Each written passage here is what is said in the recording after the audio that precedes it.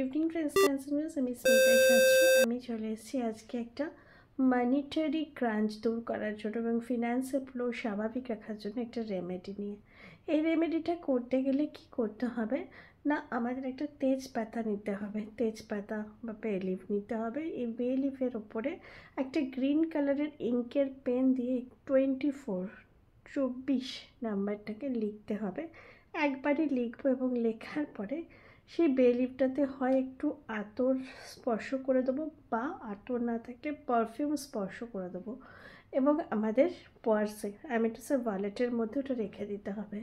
বলবো না যে পরের দিনে মিরাকেল আসবে এবং তুমি প্রচুর অর্থের অধিকারী হয়ে যাবে, বাট আস্তে আস্তে তোমার ফিনান্সিয়াল ফ্লো ঢুকতে শুরু করবে এবং যা যা ক্রাঞ্চেস দেখা যাচ্ছিলো ফিনান্সিয়াল, সেটাও আস্তে আস্তে দূর হতে দেখতে পাওয়া যাবে। এটা ছিল আমার একটা ছোট্ট রেমেডি ফিনান্সের ফ্লো আসার জন্য। তাছাড়াও অনেক কিছু দেখতে হয়, চার্টের পরিস্থিতি, দশা অন্তর্দশা, কিন্তু এটা র্যান্ডাম রেমেডি বলতে বলেছিলে তাই বললাম। আমি আসছি নেক্সট ভিডিও।